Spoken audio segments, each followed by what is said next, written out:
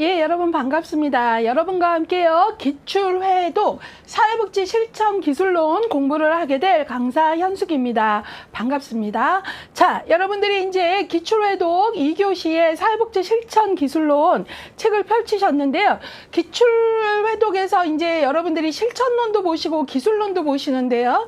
이따가 이제 문제를 같이 풀다 보시면 아시겠지만 실천 기술론이 정답률이 이제 이렇게 응시생들의 선택을 보면 정답률이 떨어지는 경우가 실천론보다 더 많고요. 그 다음에 정답에서 벗어난 오답의 분산이 더 많이 나타납니다. 그래서 여러분들이 이 교시는 좀 쉬운 과목이다 라고 생각을 하시는데요. 상대적으로 실천 기술론이 반드시 공부를 전제해서 암기해야 될 것들이 있고요.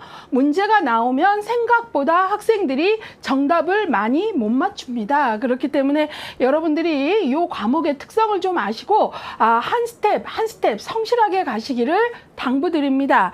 자, 그 다음에요. 여러분들이 그 실천론 지금 첫 번째 키워드로 보게 되는 게 95번입니다. 키워드 95번인데요.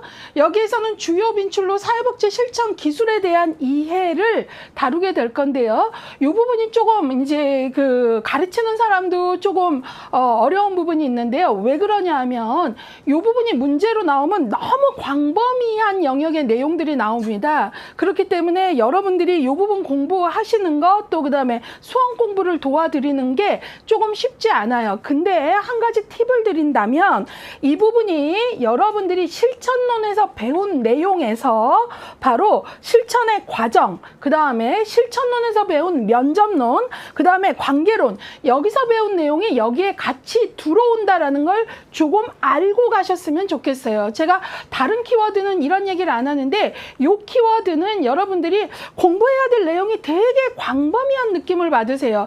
이유가 바로 실천 기술이라는 게 바로 우리가 실천에 대한 지식을 바탕으로 해서 현장의 케이스에 맞게 선택 적용하는 부분입니다. 그래서 기술이라는 말 자체가 클라이언트의 케이스에 맞게 내가 알고 있는 지식, 뭐 면접의 기법이라거나 관계의 기법이라거나 실천의 과정이라거나 이런 내용들을 어떻게 하는 거죠? 선택해서 케이스에 적용해서 클라이언트가 A 상태에서 A-로 변화하도록 하는 바로 기술은 적용 능력입니다. 그렇기 때문에 이 부분의 내용들이 여기 나와 있는 것들 보시면 실천론의 그 면접론이라거나 실천의 과정이라거나 또 어떤 부분은 이제 문제 풀고 하다 보면 관계론의 내용도 좀 연결이 되는데 도대체 이 키워드의 초점이 뭐야 이러지 마시고요. 기술이라는 것 안에는 우리가 가치도 들어가야 되고 지식도 들어가야 되고 케이스에 맞게 선택 적용하는 능력이 기술력이거든요. 그렇기 때문에 그런 전제하에서 이 키워드를 이해하시면 조금 이 내용이 이렇게 분산되고 광범위한 느낌들이 여러분들에게 왜 그런지 알면 조금 차분하게 정리가 될 것 같다라고 생각이 듭니다. 예, 그래서 서두가 조금 길어졌는데 이 부분을 좀 알고 가셔야 될 것 같아요.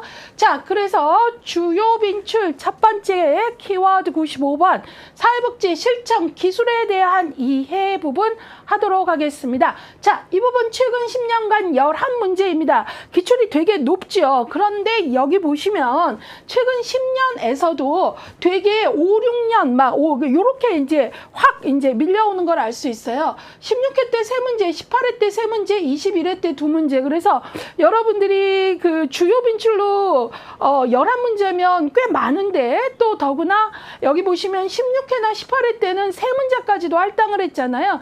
이게 바로 그 실천의 기술 부분에 그 실천론에서 배운 내용도 같이 가져와서 이 친구가 공부가 됐는가를 물어볼 수 있는 내용들을 넣었기 때문에 여러 내용들이 같이 들어가다 보니까 문제가 3문제까지도 할당이 됐다라는 거죠.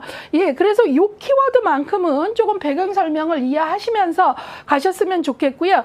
요것들 이제 설명이 어떤 부분들은 아주 상세하지 못할 수 있어요. 제한된 시간이 있기 때문에. 그럴 땐 여러분들이 기본소에 관련된 쪽수로 가시면 예제까지 넣어드리고 있고 상세히 정리를 해드리고 있으니까 그것들을 참고하시기를 바랍니다. 자, 그렇다면 이제 23회도 우리가 한 2문제까지는 1.6문항이니까 예상 문제를 보면서 시작하도록 하겠습니다.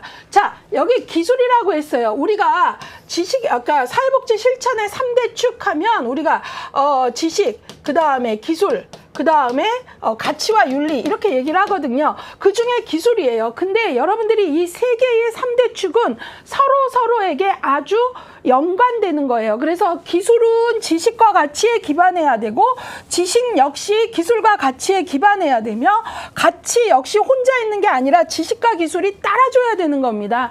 따라서 이 부분에서는 실천 기술에 대한 이해라 그러는데 막 기술만 얘기하는 게 아니라 여기에서는 보시다시피 가치에 대한 이야기, 역할에 대한 이야기, 그 다음에 실천론의 면접론에서 배우는 현장에서 실제 케이스에 맞게 내가 선택 적용해야 되는 실천 기술의 기법에 관한 이야기, 그 다음에 실천의 과정에 대한 이야기가 들어간다라는 거죠. 그래서 여러분들이 이 부분은 이제 문제가 나오면 아까 세 문제까지도 나왔는데 뭐 대부분 이 안에 들어가는 내용들이 광범위하다 보니까 과정에 대한 문제도 나오고 기법에 대한 문제도 나오고 그런 특성이 있는 거죠. 그래서 이 부분만큼은 여러분들이 우리가 키워드가 되게 작은 주제 중심으로 파고 들어가는 거지만 실천론에서 배운 지식도 연동이 되어서 활용이 되어야 되겠다라는 이야기를 하고 가겠습니다. 자, 그렇다면 첫 번째, 사회복지 실천을 위한 가치, 우리가 가치, value라고 하죠.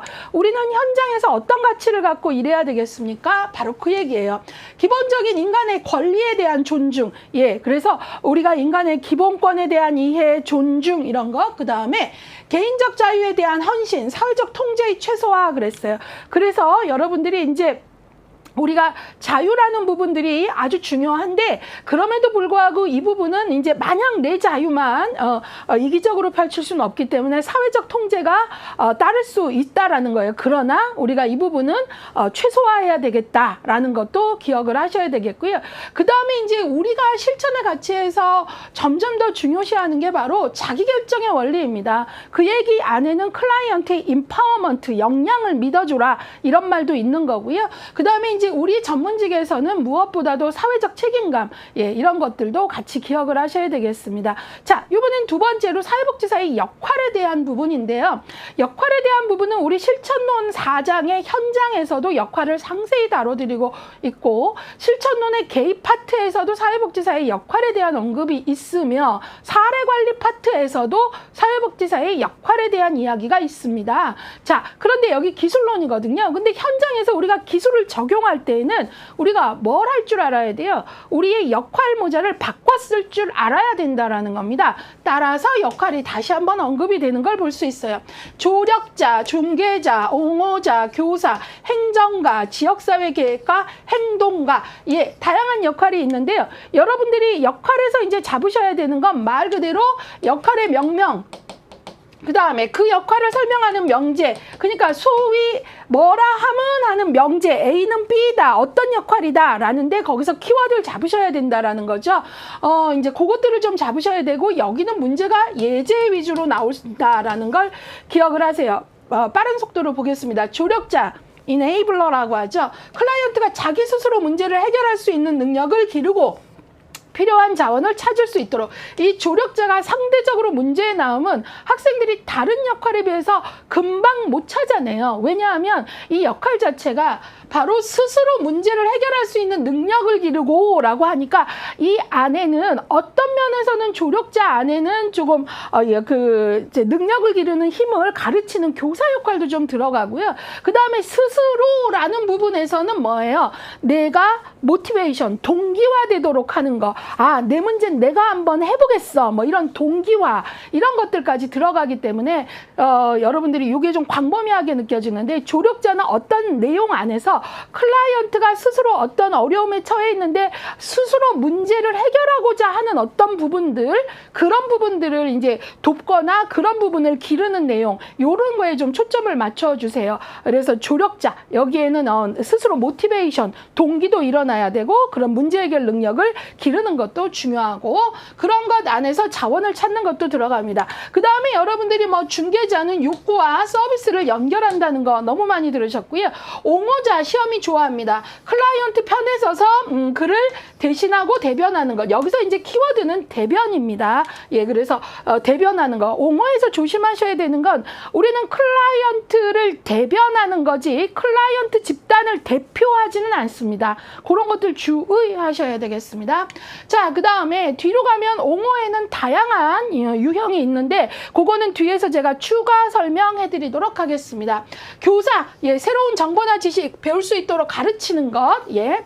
그 다음에 행정가, 프로그램을 계획하고 수행하는 행동. 여기서 기억을 하셔야 되는 건, 사회복지사는 직접 상담을 하고 막 이런 것만 하지 행정 업무는 안 본다, 이런 생각하시면 틀립니다. 지문에 사회복지사는 행정 업무는 보지 않는다, 이런 뉘앙스의 문장은 틀렸습니다. 우리는 바로 프로그램을 계획하고 이런 어떤 것들, 행정가 또 조정하고 이런 역할을 합니다. 그 다음에 지역사회 계획과 지역사회의 욕구 충족을 위해 노력하는 것. 행동가, 클라이언트의 인권을 보호하기 위해. 그래서 행동가는 상대적으로 클라이언트의 인권을 보호하는 거면 옹호자 같이 대변하는 거하고 뭐가 차이가 있냐 하는데, 상대적으로 행동가는요, 그 좀 거시적 개입으로서 행동가는 좀 더 광범위합니다. 그래서 클라이언트를 위한 인권 보호를 하는 기술에 있어서 개인의 인권이라기보다는 클라이언트 어떤 집단의 인권이라거나, 그래서 뭐 연판장 서명 운동을 받는다거나 뭐 법의 제정이나 개정을 위해 노력한다라거나 이런 식으로 여러분들이 보시면 되겠고요. 자, 이번에는요, 여러분들하고요, 주요 실천 기술로 넘어가도록 하겠습니다. 실천 기술. 예, 그러면 여기서 이제 우리가 뭘 조금 기억을 해야 되냐면, 기술이 뭐냐라는 거예요. 근데 제가 앞서서 기술이라는 말은 뭐라 그랬어요? 바로 우리가 지식과 가치의 바탕을 두면서 이 기술은 클라이언트의 상황에 맞게 필요한 지식을 선택하고 적용하는 능력이고요. 이 능력들이 증진된다면 우리가 뭐라 그래요? 숙련성이 있다라고 얘기하죠. 그래서 바로 이 기술은 선택하고 적용하는 능력이에요. 아, 내가 지금은 질문 중에 개방형 질문을 하는 게 더 필요하겠구나. 아, 지금은 초점화가 필요해. 이런 어떤 클라이언트와의 상담 과정에서도 내가 알고 있는 기법 중에 어떤 걸 선택 적용해야 되나, 뿐만 아니라 뭐 지금 이 케이스 같은 경우에는 인지적 왜곡이 많으니 인지행동 치료를 해볼까, 뭐 이런 어떤, 그래서 모델이나 이론을 선택 적용하는 것, 또 상담의 기법을 선택 적용하는 것 등등, 이 클라이언트의 문제 해결 과정 전체에서 어떤 전략을 선택 적용하는 것, 이런 것들 우리가 기술이라 그래요. 근데 여기서는 이제 주로 나왔던 어떤 것들로 이제 그 상담 기법들이 좀 나오는데요. 경청하고 관찰 질문은 우리가 실천론에서 배운 지식을 좀 떠올려 보시면 가장 베이직한 면접의 기법이다라는 거 알고 계시죠? 그래서 경청은 단순히 듣는 게 아니라 클라이언트의 사고와 감정. 그래서 제가 경청에서 어떤 얘기를 했나요? 실천론에서 적극적 경청, 그 다음에 공감적 경청을 해라 그랬고요. 관찰에서 이제 시험에서 많이 응용하는 건 언어만이 아니라 비언어도라는 거죠. 비언어 놓치지 않는다. 그 다음에 질문은 이제 클라이언트로부터 정보를 얻기 위한 기술인데요. 여기에는 여러분들이 개방형 질문과 폐쇄형 질문이 있고, 이때 여러분들이 주의하셔야 되는 건 폐쇄형 질문은 하지 말아야 될 질문이 아니라는 거잖아요. 예, 그래서 개방형은 클라이언트의 생각과 감정을 자유롭게 표현할 수 있도록 그 사람의 그 고유한 경험에 대한 생각과 감정, 이걸 듣는 거고요. 폐쇄형은 예, 아니요 혹은 단답형의 대답만으로 범주가 이제 정해지는 거죠. 자, 그래서 폐쇄형은 나쁜 질문이 아닙니다. 우리가 면접을 할 때 기술에 있어서 이 사람에게 팩트 중심의 정보를 얻어야 될 때는 폐쇄형이 더 좋습니다. 그러나 이 사람의 고유한 생각과 감정에 대해서 물어볼 때에는, 그리고 그 사람의 고유한 경험에 대해서 물어볼 땐 개방형이 좋다라는 거고요. 또 시험이 많이 좋아하는 거 피해야 될 질문입니다. 폭탄형, 중복 질문이죠. 유도형, 내게 입장을 정하고 당신은 뭐 누구를 좋아하지 않는군요. 그렇죠. 뭐 이런 식의 그런 거. 그 다음에 why, 방어를 올리기 때문에 하지 말라 그랬죠. 요런 거 이제 한 번 더 정리한 거고요.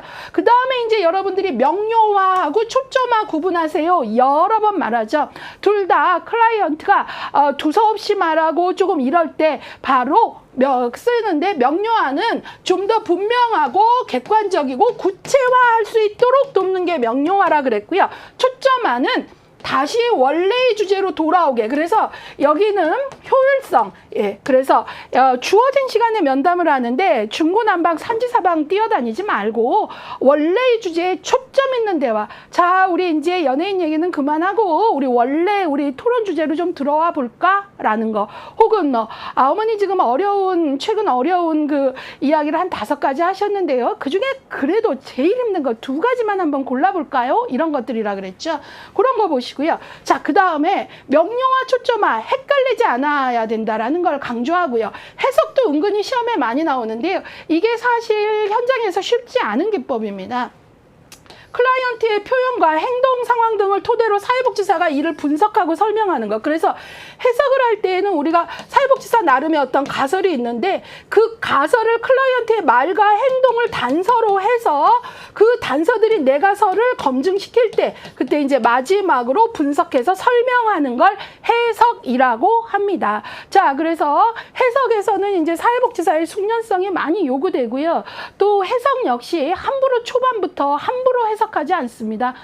내가 보는데 너 딱 이거구나, 이런 거 하시면 안 된다라는 거죠. 우리가 보통 초반부터 관계가 탄탄하지 않을 때 함부로 하면 안 된다라고 대표적으로 얘기하는 게 해석, 직면, 도전, 이런 것들입니다. 시험에 많이 나옵니다.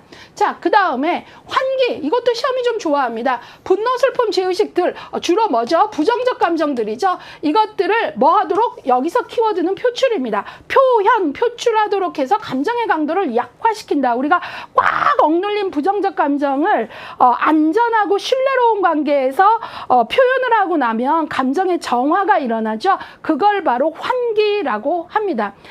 이 환기에 있어서 되게 중요한 건 뭐냐면 신뢰입니다. 인간은 신뢰가 무너지면 그 다음 단계로 가기가 어렵습니다. 그래서 여러분들이 환기라는 거에 있어서도 신뢰가 있을 때 부정적 감정을 표출하고 감정의 정화가 일어난다라는 거죠. 자, 그 다음에 재보증, 이것도 이제 여러분들이 같이 보셔야 되는데요. 재보증하고 이제 격려가 좀 같이 나오는 경우가 많은데요.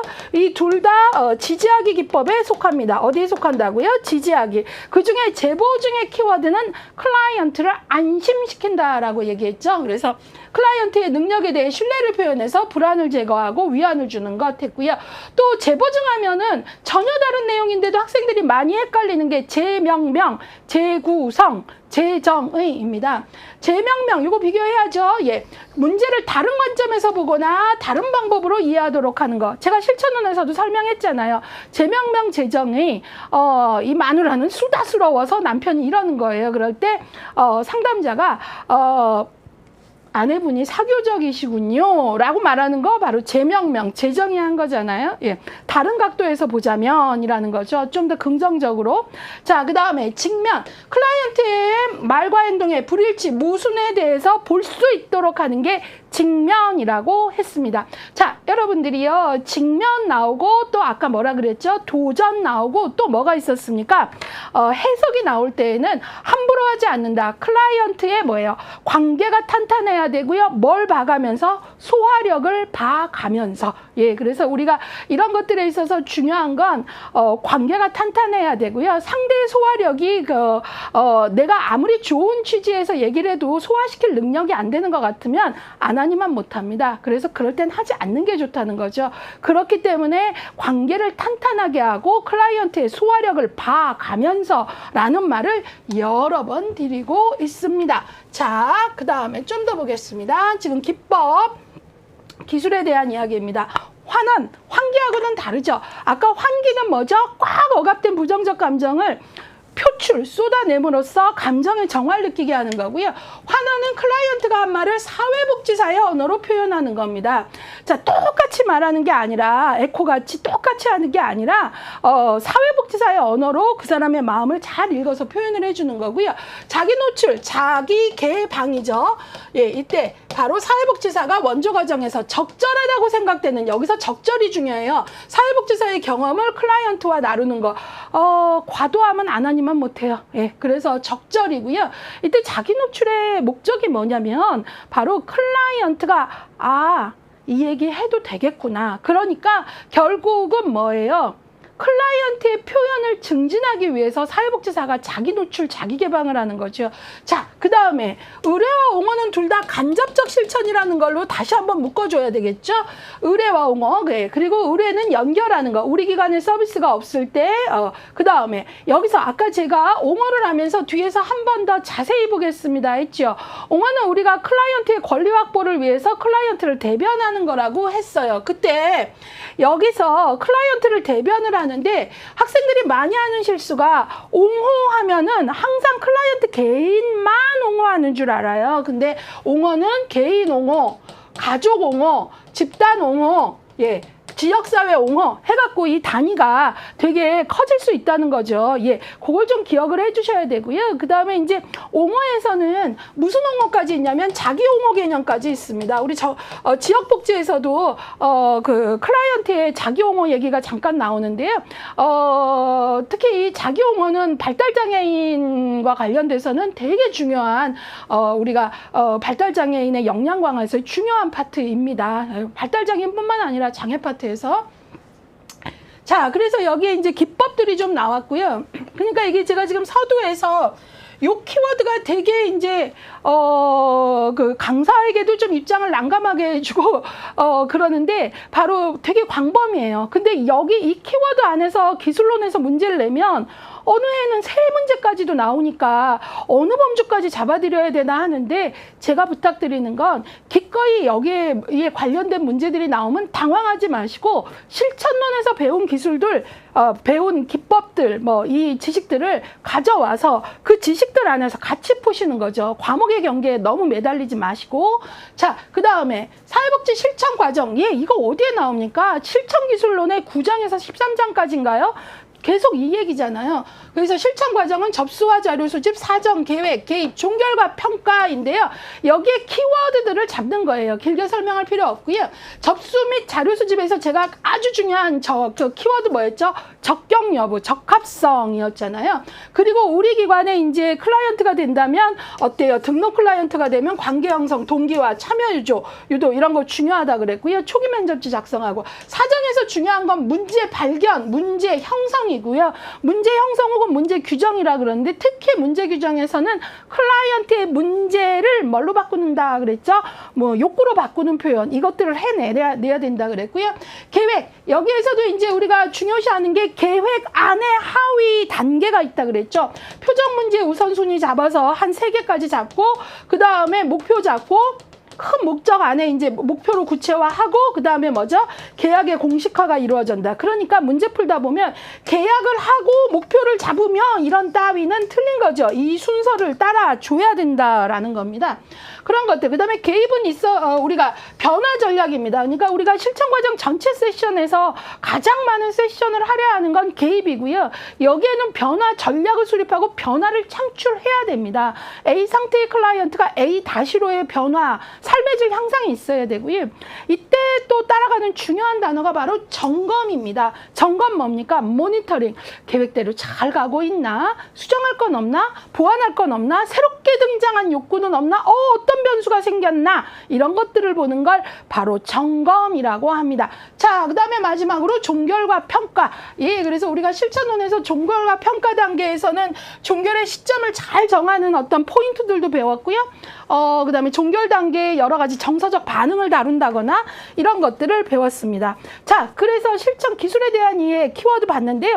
여기서 하나 꼭 정리하고 가야 되는 건 실천 기술의 기술이란 뜻은 바로 바로 클라이언트의 상황에 맞게 내가 알고 있는 지식, 기법을 선택, 적용하는 능력이다. 우리가 케이스 바이 케이스다 이런 말 하잖아요. 그리고 한 케이스 안에서도 그것에 맞는 기법을 적용하는 것. 기술은요, 실천 지식을 기반으로 하죠. 예, 제가 아까 3대 축에서 지식을 기반으로 한다 이런 얘기 했잖아요. 그렇기 때문에요, 기술은 우리가 끊임없이 노력한다면 끊임없이 개발되고 학습될 수 있다라는 거 기억해 주시고요. 우리가 실천 기술을 이제 현장에서 끊임없이 학습되고 발전시킬 수 있어야 되겠다. 이런 얘기들 좀 하면서 이제 여러분들하고 기출 문장 체크로 좀 들어가 보도록 하겠습니다. 최근에 이제 이쪽의 키워드 안에서 문제가 여러 가지가 나온다 그랬는데 그 중에 하나가 이제 비자발적 클라이언트에 대한 거예요. 이건 실천론에서도 이제 최근에 이제 단독 문제를 좀 부상하기도 하는 키워드인데요. 비자발 클라이언트에 대한 요소들을 우리가 요 바로 전 22회 때도 나왔기 때문에 좀 볼게요. 비자발 클라이언트에 대한 언급이 최근에 20회 때도 언급이 됐고요. 그 다음에 22회 때도 언급이 되고 있어서 1번, 2번, 3번, 5번 같이 보도록 하겠습니다. 비자발 클라이언트로 제가 작은 키워드 잡았습니다. 비자발 클라이언트와 공감하기 위해서는 원하지 않는 면담이 클라이언트에게 힘들다는 것을 이해해준다. 공감해줘야라는 거죠. 그 다음에 비자발 클라이언트에게 공감하기 위해서는 클라이언트의 저항을 수용할 수 있는 힘이 필요하다. 예, 비자발은 내가 오고 싶지 않은데 뭐 엄마에 의해서 온 청소년이라거나 아니면 법적으로 어떤 문제 행위를 했기 때문에 의무 상담을 받는다거나 이런 거니까요. 예, 그 다음에 비자발 클라이언트를 공감하기 위해서는 클라이언트의 어려움을 사회복지사가 도울 수 있다는 걸 알려줘야 된다. 자, 20회 때 문장 보도록 하겠습니다. 의뢰로 기관에 오게 된 비자발 클라이언트의 경우 초기 과정에서는 원치 않는 의뢰 과정에서 생긴 억울한 감정을 뭐한다? 표현할 수 있는 기회를 제공하는 것이 필요하다. 예, 이때 표현을 하려면요, 사회복지사가 어떤 걸 줘야 되냐면 신뢰와 안정감을 줄 때 표현합니다. 예, 그래서 여러분들이 이런 부분들도 같이 기억해 주시면 좋겠고요. 비자발 클라이언트에 대해서 우리가 잘 알고 적절히 대응하는 거, 이것들을 물어본다는 거 좀 기억을 해주시고요. 초기 면접 준비와 관련된 걸로 두 번째 키워드 잡았는데요. 7, 8, 9, 10 좀 볼게요. 7, 8, 9, 10.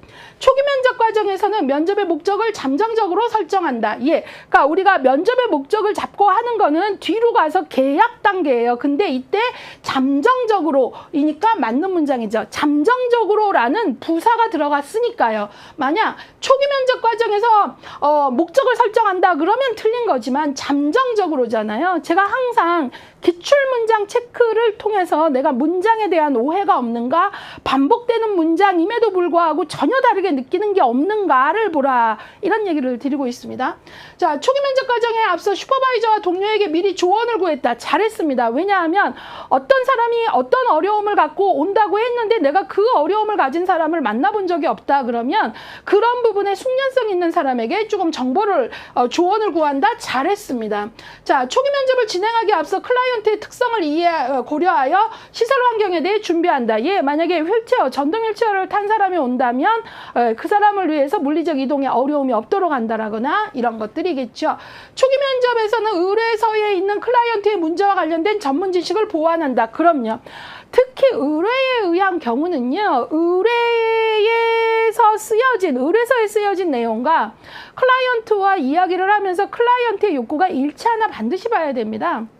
만약 이게 일치하지 않잖아요? 그러면 의뢰처와 이걸 초반에 그 조정을 하고 들어가야 돼요. 이때 그냥 아무 생각 없이 서둘러서 그냥 서로 일치하지 않는데 계획하고 개입을 하면 개입을 한들 좋은 효과가 안 나온다는 거죠. 예, 그래서 이제 이런 부분들이 이제 전문적 숙련성과 관련돼서 중요하다라는 거죠.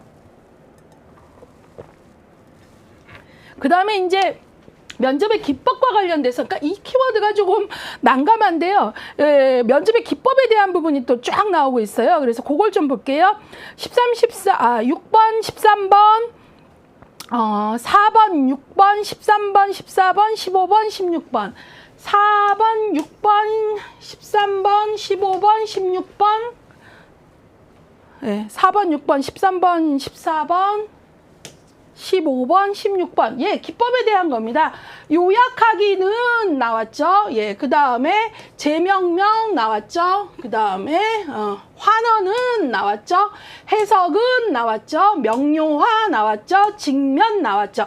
특히 예, 기출문장 체크가 갖는 강점, 예제들을 이렇게 여기 지금 2회부터 22회까지 나오는데 나왔던 예제들을 그냥 한눈에 볼 수 있는 고마움이 있는 책입니다. 자, 볼게요. 16번 한번 좀 보시면 시어머니가 돌아가셔서 슬프다고 하셨지만 표정은 그렇게 보이지 않습니다. 예, 말과 행동의 그 불일치에 대한 말과 표정의 불일치에 대한 직면이네요. 그 다음에 15번 며느리에게 심하게 하셨다는데 구체적으로 어떻게 하셨다는 말씀인가요? 명료하죠. 심하다는 건 어떤 건가? 예, 사람에 따라 심하다는 수위가 다를 수가 있죠. 예, 자, 그 다음에 제가 예문 먼저 볼게요. 그 다음에 6번 볼게요. 선생님이 자녀에게 어떻게 하는지 저에게 이야기할 수 있다는 사실은 자녀들과 더 좋은 관계를 가지고 싶다는 뜻이죠. 바로 뭐 한 거죠? 제명명. 저는 뭐 나쁜 엄마예요. 애들에게 함부로 말하고 뭐 이럴 때, 야, 사실은 근데 얘기를 하고 싶어서 그랬어요 라고 할 때 그 사람의 그것에 대해서 어때요? 다른 시각에서 봐준 거죠. 그래서 제명명, 그거는 더 좋은 관계를 갖고 싶다라는 것이죠 라고 제명명, 제정의 이런 거고요. 그 다음에 이제 여러분들이 여기 요약하게 한번 볼게요. 4번 클라이언트와의 면접 중에 주제를 전환시키기 위한 목적으로. 예, 요약하기 잘 들어보세요. 요약하기는요 주로 세 가지 경우에 써요. 시작할 때 우리 지난 시간에 그 미영씨 이런 이야기 했는데요, 이거 요약이죠. 그 다음에 마칠 때 미영씨 오늘은 우리가 이런 이야기를 나누었죠, 이거죠. 그 다음에 또 이럴 때도 써요. 시작할 때 마칠 때만이 아니라 어떤 어머니 오셨는데 한 얘기 또 하고 한 얘기 또 하고 하는 거죠. 그럴 때 그 얘기 아까 하셨거든요. 그러면 기분 나빠서 안 오겠죠. 그게 아니라 그때 적절하게 요약을 해주는 거예요. 어머니 지금까지 하신 이야기 제가 이렇게 이런 내용으로 이해했는데 맞나요? 라는 거는 명료화도 있지만 여기에서 더 초점은 뭐죠? 이 사람에게 요약을 해줌으로써 이제 다음 주제로 넘어가자. 근데 내가 요약을 잘하면 이 사람이 네, 맞아요. 내 마음 알았구나. 그럼 다음 얘기로 넘어가는 효과가 있다라는 거예요. 다음 얘기로 넘어가는 그것이 바로 전환이 필요할 때라는 거죠. 예, 그래서 이런 것들 정확히 전환의 목적 같이 보시고요. 환원, 아까 어때요? 사회복지사의 언어로 표현한다 했고, 해석에서는 클라이언트의 통찰력 향상을 위해서 사회복지사의 지식과 직관력에 근거한다 그랬는데, 이 건 역시 제가 뭐라 그랬어요? 함부로 하지 않고 클라이언트의 말과 행동에 단서를 가지고 내 가설이 맞나? 라는 거죠. 근데 이제 보통 가설을 세우는 단계에서는 직관이 작동합니다. 예, 그런 것들 이제 얘기를 하는 거죠. 예. 자, 이런 것들 조금 보시고요. 이 책이 갖고 있는 강점을 여러분 것으로 가져가세요. 지금 여기 보면 1회부터 22회, 여러분들 23회 보잖아요. 근데 요 테마가 지금 되게 난감한 테마인데 요 테마 안에 지금 어떤 것들이 나왔는지 담아주고 있네요. 그래서 그런 것들 좀 보시고요. 이제 역할과 관련된 게 있는데요. 17, 18, 19, 23. 17, 18, 19, 23. 예. 이런 것들이 이제 역할과 관련된 예제 보면, 여기 보시면 예제와 관련해서 많이 나와서 그런 것들을 좀 볼게요. 역할과 관련된 거. 예. 23번 먼저 볼까요? 거동이 불편한 노인을 병원에 가게 하기 위해 자원봉사자를 연계했으니까 중개자, 브로커, 욕구와 서비스를 연결했죠. 그 다음에 19번 사회복지사는 사례관리자로서 체계와 클라이언트를 연결한다. 사례관리자도 연결, 링킹 기능과 관련되죠. 자, 그 다음에 18번.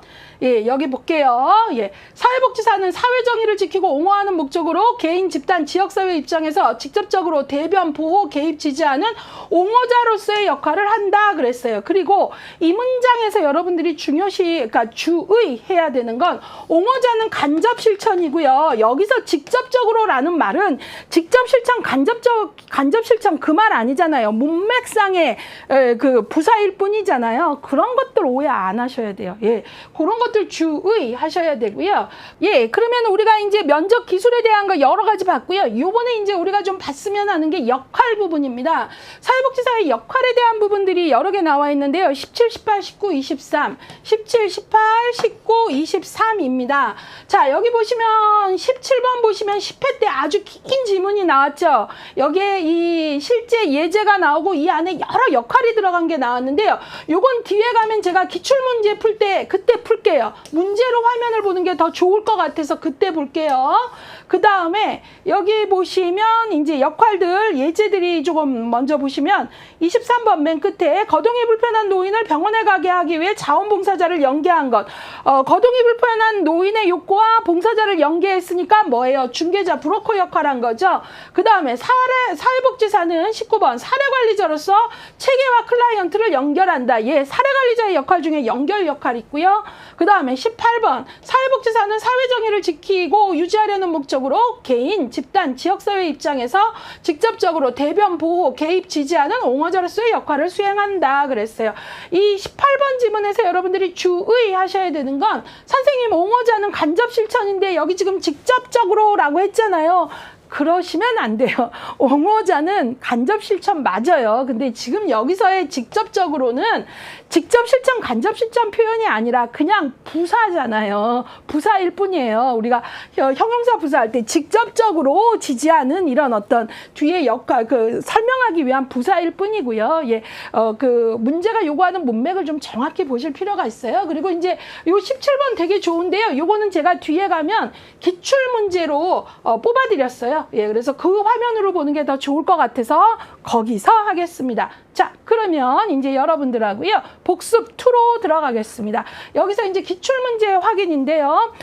여기에서 이제 우리가 잘 아시겠지만, 지금 기출회독은 첫 번째 이론 요약했고, 두 번째 복습으로 실제 그 오지선다형 기출문제를, 키워드와 관련된 걸 대표 기출, 관련 기출로 풀어보고 있지요. 바로 그 단계를 하겠습니다.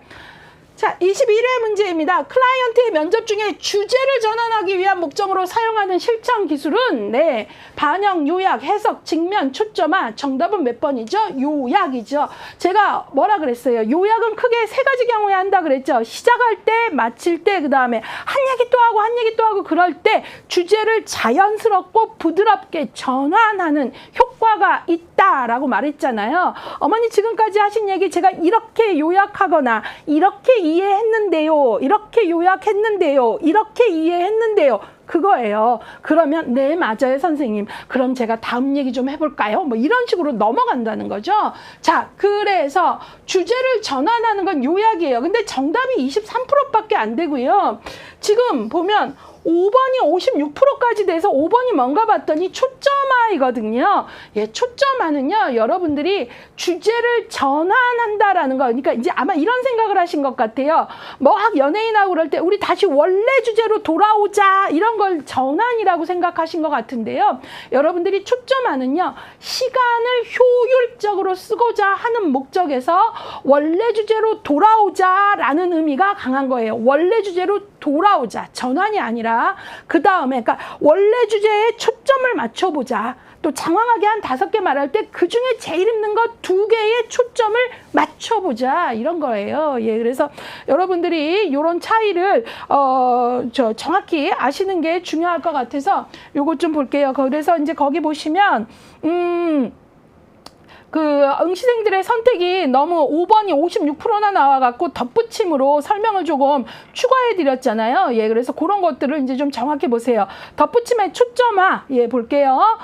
초점화는 주제를 바꾸기 위해 쓰는 게 아니라 지금 이거는 전하는 주제를 바꾸는 거잖아요. 그게 아니라 원래 주제로 벗어나지 않게, 그러니까 원래 주제로 돌아와서라는 거죠. 예, 이것들 좀 주의하셔야 되겠습니다.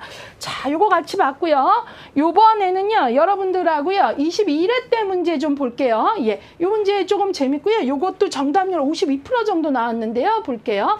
다음 사례에서 사회복지사가 우선적으로 개입해야 하는 것은, 자, 이런 문제에서 중요한 건요, 문제 지문을 읽을 때 딱 민감성이 올라오셔야 돼요. 다음 사례에서 사회복지사가 개입해야 하는 것은이 아니에요. 여기서는 어떻게 우선적으로 이 부사가 중요해요. 그래서 문제를 풀 때 이 사례에서 개입해야 하는 것은이 아니라 우선적으로 뭘 먼저 우선순위를 둘 것인가, 어떤 개입이 먼저 해야 되냐라는 얘기예요. 여기에 비중을 높이셔야 돼요. 됐나요? 볼게요. A씨는 25세로 알코올 중독 진단을 받았으나 25세면 정말 젊은 나이죠. 그렇죠? 그런데 알코올 진단을 받았대요. 그러니까 좀 심각한 거죠. 근데 문제에 대한 본인의 의식은 부족한 상황이다. 예, 25세에 알코올 중독 진단을 받은 A씨는 본인은 의식이 부족해요. 아이, 나 맘만 먹으면 내일이면 끊어요. 항상, 그러니까 이제 개인이 지금 문제의 심각성, 의사들이 함부로 중독 진단 안 내리거든요. 그런데 본인은 나 맘만 먹으면 당장 내일이라도 끊어요. 이런 식인 거예요. 바로 본인의 의식이 부족한 상황이다. 현재 A씨는 부모와 함께 살고 있는데 있으나 몇 년 전부터 대화가 단절되어 있다. 이제 부모가 이제 되게 힘든 거죠. 그러면서 대화가 단절되어 있다. A씨가 술을 마실 때면 아버지로부터 학대도 발생하고 있는 상황이다. 지금 심각한 상황입니다. 자, 이 상황에서 우선적으로 개입해야 되는 것은, 자, 볼게요. 1번, 경진된 가족 구조를 재구조화한다. 가족의 경계를 재구조화하는 거 바로 민우친의 구조적 가족 치료 해보겠다는 거죠. 구조적 가족 치료, 패밀리 세라피. 예. 일단은 다 읽어볼게요. 그 다음에, 지금 몇 년 전부터 대화가 단절됐기 때문에 이것도 나쁜 방법은 아니에요. 이것도 개입할 수 있어요. 대화 단절이니까 가족 경계가 지금 유리됐고 경직됐으니까 재구조화 해보는 거 나쁘지 않아요. 자, 근데 계속 볼게요. 두 번째, 단절된 의사소통의 문제를 해결한다. 지금 대화가 단절돼서 의사소통이 문제가 있는 걸 해결한대요. 이거는 바로 사티어의 경험적 가족 치료를 해보겠다는 얘기죠. 자, 그 다음에 3번, 알코올 중독 문제에 관여한다. 이거는 지금 본인, 개인에게 관여를 해보겠다라는 거예요. 개인, 예, 알코올 중독 문제 자체. 예, 그 다음에 4번, 술 문제의 원인으로 보이는 부모를 대상으로 상담한다. 이거는 뭐죠? 부모 상담. 바로 가족 개입 중에 부모 상담을 해보겠다는 거죠. 이건 역시 지금 가족을 단위로 하고 있어요. 4번, 부모 간 갈등으로부터 벗어나도록 자아분할을 촉진한다. 이거 자아분할 누구예요? 보웬의 세대 간 가족 치료, 다세대 치료이죠. 예. 그래서 이것도 지금 어때요? 청년이 부모로부터 미분화된 자아에서 생기는 문제가 아닌가 해서 자아분할을 하도록 한대요. 자, 그러면 지금 여기에 오지선다형 선택지를 읽었을 때 여러분들이 이거 정답이 안 보여. 뭐 어떤 거든 다 할 수 있을 것 같은데 이럴 수 있는데 여기서 우리는 한 번 더 위에서 봐야죠.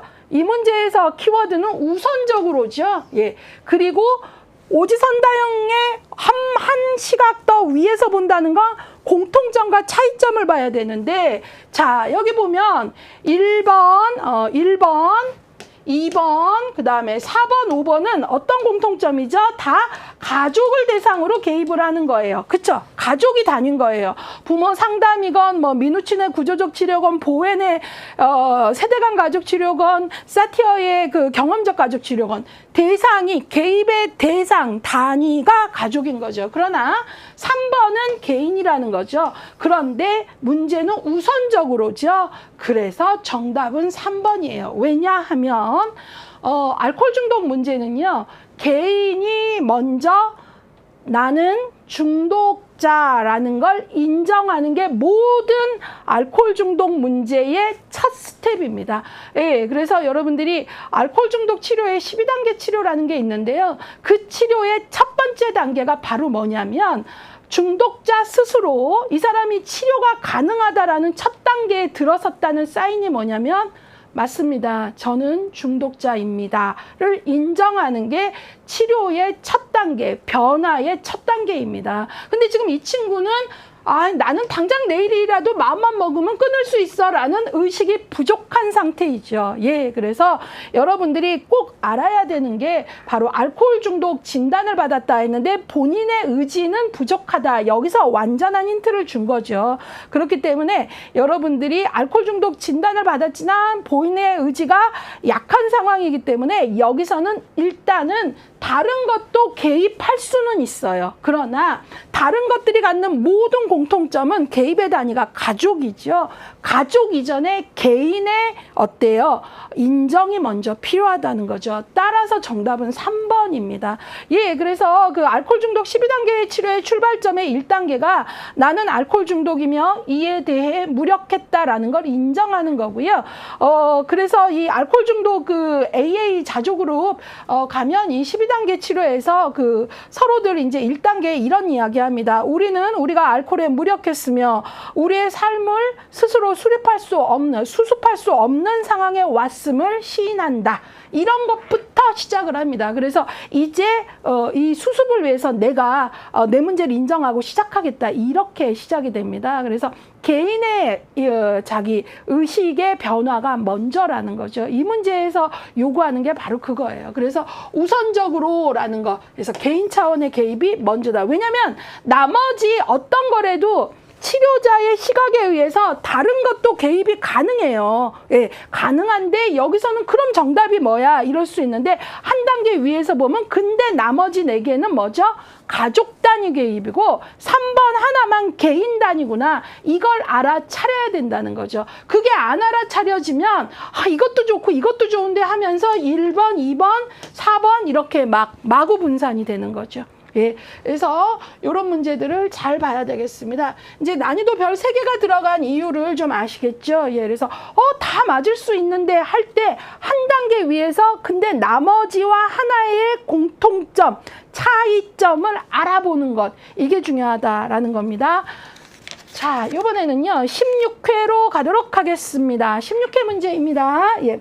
개인 대상 사회복지 실천 기술에 관한 내용으로 연결이 옳지 않은 것. 예, 여기 봤더니요. 실천 기법으로 재보증, 명료화, 환기, 인정, 도전이 있는데요. 그거에 대한 옆에 설명 뭐 이런 것들이 있는데 옳지 않은 걸 찾으래요. 재보증. 클라이언트의 불안감이나 불확실한 감정을 줄이고 편안한 감정을 가질 수 있게 도왔다. 잘했죠? 재보증이 바로 안심시키는 거니까요. 지지하기 중에 잘했고요. 명료화. 클라이언트가 말한 내용을 사회복지사가 잘 이해했는지 확인했다. 명료화. 잘 이해했는지 확인하는 방법으로 구체화, 객관화 이런 것들 중요하다. 그렇고 명확화도 한다라고 얘기했잖아요. 예. 자, 그 다음에 명확화라고도 한다 그랬죠. 예, 맞았고요. 그 다음에 3번 환기. 클라이언트의 부정적 감정이 문제 해결에 방해가 될 수 있는 경우 감정의 강도를 약화. 예, 그래서 부정적 감정을 표현하게 함으로써 약화시키는 거. 감정의 정화가 일어나게 하는 거라고 했잖아요. 이 환기가 그 영어로 벤틸라이제이션인데요. 이 벤틸라이제이션이 좀 이런 의미예요. 쏟아낸다. 꽉 억압된 감정을 상대를 믿고 쏟아낸다. 이런 어떤 의미가 있습니다. 자, 그 다음에 인정. 클라이언트가 어떤 행동을 하거나 중단한 이후 이에 대해 긍정적으로 평가해 주는 것. 그렇죠. 그래서 우리가 인정에 대한 욕구는 인간들이 뭐 누구라도 갖고 있는 그런 부분입니다. 그래서 긍정적 평가. 도전. 클라이언트가 부여하는 의미를 수정해서 클라이언트의 시각을 변화시키는 건 도전이 아니고 시각 변화, 재명명이지요. 예. 그래서 5번이 틀렸습니다. 근데 5번이요. 44%밖에 지금 정답률이 안 돼요. 그러니까 제가 선택한 문제가 정답률이 낮은 걸 선택한 것도 맞는데 자, 여기도 보시면 각각의 기법에 대한 이해가 약하면 이런 선택이 나오는 거죠. 근데 우리가 요 정도는 이제 구분을 하고 가셔야 돼요. 여러 번 지금 강조가 되고 있는 것들이죠. 자, 그 다음에 아까 제가 기출문장 체크에서 요거는 실제 문제를 보고 풉시다 라고 했던 게 있잖아요. 그거 같이 풀어보도록 하겠습니다. 자, 10회 때 문제인데요. 문제를 출제자가 되게 정성껏 냈어요. 다음 사례에서 사례관리자가 수행한 역할로 옳지 않은 것. 자, 이런 문제에서 여러분들은 딱 알아차려야 됩니다. 와, 이 문제는 말이야. 다음 사례에서 역할로 옳지 않은 것 하면 적어도 몇 가지 역할을 했다는 거예요. 틀린 거 하나 찾으려니까 4가지 역할을 했다라는 거예요. 그쵸? 이걸 딱 생각을 하셔야 돼요. 그리고 주어진 시간은 아주 짧은데 4가지 역할을 이제 찾아야 된다라는 거죠. 볼게요. 사례관리자는 중도장애를 가진 A가 재활의 동기를 갖도록 면담을 지속하면서 생활기술 훈련 프로그램에 참여하도록 지지했다. 또한 사례회의를 통해 인근 직업 재활기관과 일자리 지원센터의 취업 관련 서비스를 받도록 협의하고 장애인 일자리 창출을 확대하기 위한 지역사회 인식 개선 캠페인을 기획했다 그랬어요. 자, 그러면 여기서 이제 재활의 동기를 갖도록 면담을 했다라는 건 뭐예요? 면담이라는 말 자체가 지금 상담가 역할을 했다라는 거죠. 그러면 2번은 우리가 알 수 있습니다. 자, 그 다음에 생활기술 훈련에 참여하도록 지지했대요. 그러니까 클라이언트가 문제 해결을 위해 어떤 노력을 할 수 있도록 힘을 주고 동기부여를 하는 그런 내용이잖아요. 생활기술 훈련에 참여하도록 지지한 거. 자, 클라이언트를 동기부여하고 스스로 문제 해결에서 주체가 되도록 하는 거. enabler. 바로 뭐죠? 조력자 역할을 한 거죠. 자, 그 다음에 사례회의를 통해서 인근 취업과 관련된 기관들하고 서로 협의를 했대요. 뭐 한 거예요? 코디네이터, 조정자 역할을 한 거죠. 자, 그 다음에 장애인 일자리 창출을 위해서 지역사회 대상으로 인식 개선 캠페인을 했대요. 뭐 한 거죠? 옹호를 한 거죠. 자, 그러면 하지 않은 건 바로 중재자, 메디에이터죠. 메디에이터는 클라이언트가 어떤 체계와 갈등할 때 어디에도 치우치지 않으면서 그거잖아요. 지금 그 얘기가 없어요. 여기에 뭐 이 장애인이 어느 체계와 갈등한다 이런 내용도 없잖아요. 예, 갈등해서 조정 양쪽의 합의와 타협을 위해 노력했다 뭐 이런 내용 없잖아요. 예, 그래서 정답은 1번입니다. 자, 요런 문제가 여러분들 공부하기 아주 좋은 문제라고 보겠습니다. 여러분들이 요 문제를 통해서 이제 문제가 좀 쉬우려면 딱 하나의 역할을 하고 그걸 찾아라는데 옳지 않은 것은 하면 적어도 이 사례 안에서 역할이 4개는 나온다라는 거구나. 이 생각을 하면서 읽으셔야 된다라는 걸 강조하고 이제 다음으로 가겠습니다. 자, 여기에는 지금 우리가 3번째 스텝이 정답 훈련인데요. 3가지가 다 있네요. 빠르게 보도록 하겠습니다. 환기 기술은 클라이언트의 말과 행동이 일치하지 않을 때 클라이언트가 이를 인식하도록 돕는 것이다. 아니죠.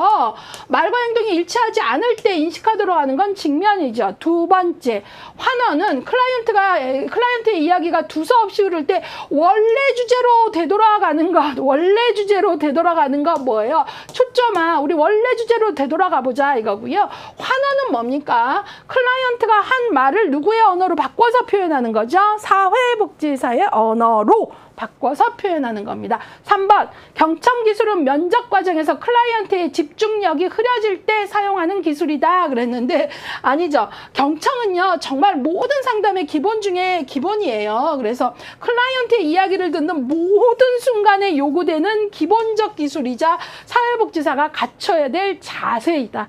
경청 쉬운 것 같죠? 정말 어렵습니다. 중간에 끼어들고 싶은 마음도 내가 컨트롤해야 되고요. 그 다음에 그냥 생각 없이 듣는 게 아니라 어때요? 예. 귀로만 듣는 게 아니라 온몸으로 듣는, 예, 바로 머리로 요약하고 다음 질문은 뭐가 적합할까?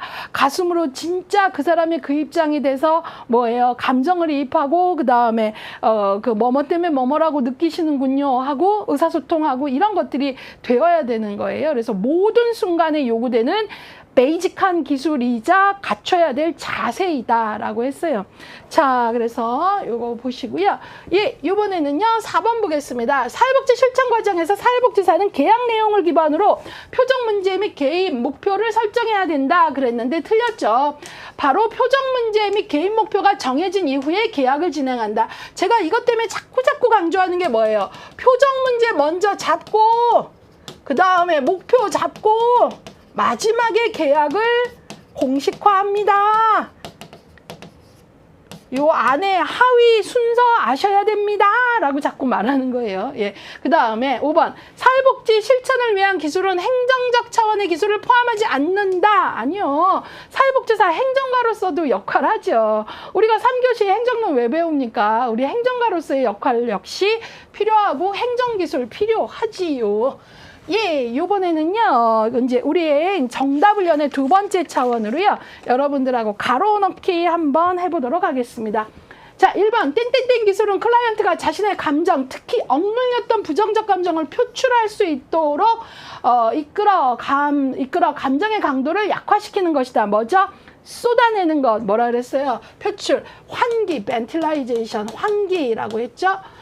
두 번째, 땡땡땡 기술은 클라이언트의 이야기를 정리하고 다음 주제로 전환하기 위한 것. 예, 이야기를 정리하고 지금까지 이렇게 말씀하셨는데요. 제가 어머니 생각 잘 이해했나요? 다음 주제로 아유 맞아요 선생님. 그럼 제가 다음 얘기 좀 해볼게요. 이렇게 된다 그랬잖아요. 요약이라 그랬죠. 요약 기술. 자, 3번 땡땡땡 기술은 클라이언트의 이야기가 두서없이 흐를 때 원래 주제로 되돌아가는 거. 전환은 요약이고 원래 주제 초점화. 일부러 이렇게 연동시켜서 바로 밑에 넣은 거예요. 여기서 아까 정답률 확 떨어졌잖아요. 그거 보고 편집자가 아 이거 이렇게 붙여놔야 구분하는 데 도움 되겠구나 그런 거죠. 이 책이 정말 디테일한 책입니다. 예, 이번에는 4번 볼까요? 땡땡땡 기술은 클라이언트의 통찰력 향상을 위해 사회복지사의 지식과 직관력에 근거하여 설명하는 것. 바로 해석이라 그랬죠. 제가 해석은 함부로 하지 않는다. 가설을 세우고 직관에 의해 그 다음에 철저히 지식에 근거하면서 클라이언트의 말과 행동에서 단서를 찾아서 설명하는 거라 그랬잖아요. 자, 5번 사회복지사가 수행하는 띵띵띵으로서의 역할은 개인이나 조직 등 양자 간의 논쟁에 개입하여 합의점, 예, 바로 뭐죠? 중재자, 메디에이터죠. 중재자, 어느 쪽에도 치우치지 않으면서 합의를 얻도록. 6번 사회복지사가 수행하는 띵띵띵으로서의 역할은 클라이언트를 직접 대면하여 클라이언트의 문제와 관련된 지식을 제공하는 기능이 중심이 된다. 지식 제공, 정보 제공 뭐예요? 교육자이죠. 자, 가르치는 거, 예, 이런 거죠. 예, 그래서 여기에 이제 지금 핵심 기술로서 환기, 요약, 초점화, 해석, 중재자, 교육자 이런 것들 같이 봤습니다. 예. 이번에는요 여러분들하고요 마지막 OX 하도록 하겠습니다. 자, 옹호는 개인뿐만 아니라 가족, 집단, 지역사회 등 다양한 체계에서 진행할 수 있다. 맞다 그랬죠? 자기 옹호까지 있다 그랬어요. 2번 직면기술은 클라이언트가 문제에 대해 갖고 있는 부정적 관점 대신 새로운 관점에서 바라볼 수 있도록 하는 거 아니죠. 직면이 아니고 이렇게 보는 걸 재정의, 재명명이라고 한다고 했어요. 3번 사회복지 실천 기술은 사회복지사의 가치와 지식을 근거로 한다. 맞았죠? 제일 처음에 제가 시작할 때 기술이라는 이거 기술을 메뉴에 놔도 돼요. 기술은 그냥 혼자 나오는 게 아니라 지식과 가치에 기반한다. 이 세 가지를 사회복지의 3대 축이라고 한다. 기술 혼자가 아니라 이것들 기반으로 해라. 토대로 해라. 그 얘기라 그랬잖아요. 4번 사회복지 전문직은 문제의 원인으로 작용하는 사회 구조적 차원의 개선을 위한 노력에도 관심을 두어야 한다. 맞죠? 우리는 미시적 개입만 하는 게 아니라 거시적 개입도 해야 된다. 그래서 여러분들 지금 시험 어때요? 3교시는 좀 어때요? 정책론, 법제론, 행정론, 예, 이런 거시적 과목이고요. 뭐 2교시의 실천론, 기술론이나 인간이해 이런 것들은 좀 미시적이해 이런 것들이 이제 여기 그 1급에도 같이 들어가 있는 거죠. 예, 그래서 둘 다 이걸 또 더 쉽게 말하면 제가 뭐라 그래요? 우리는 부적응만 다루는 게 아니라 불평등, 사회 정의를 위한 개입도 한다 그랬죠. 5번 사회복지 실천 기술은 현장에서 활동하면서 습득하기 어렵기 때문에 보수교육이 더욱 강조된다. 얼핏 맞는 것 같은데 틀려요. 왜냐하면 실천 기술은 현장에서 활동하면서도 얻어지고 보수교육을 통해서도 얻어지고 둘 다 모두 필요한 거죠. 예. 자, 그래서 현장에서 활동하면서 어때요? 현장으로부터 얻는 실천지에 나만의 노하우가 생기기도 하고요. 그 다음에 보수교육을 통해서 꾸준히 평생학습자로서의 교육도 받아 나가야지요. 그래서 여기 보수교육만 강조되는 게 아니다라는 거죠. 6번 사회복지사는 클라이언트가 가진 복합적인 문제들 중에서 어떤 문제를 우선순위에 두어야 될지 판단해야 한다. 그럼요. 자원이 한정되어 있는데 다 못해요. 예. 그렇기 때문에 우선순위 필요하고요. 7번 사회복지사는 사회복지 실천 과정에서 사회적 책임감을 가지고 임해야 된다. 당연하죠. 책임감을 갖고 일해야지 우리가 사회적으로 전문직으로서 승인도 얻을 수 있는 거고요. 8번, 초기 면접에서 의뢰를 진행할 때 충분한 설명을 바탕으로 클라이언트의 동의를 얻어야 된다. 꼭 필요합니다. 예, 동의 없이 우리가 의뢰를 진행하면 안 된다라고 말씀드렸습니다. 자, 여기까지 해서요.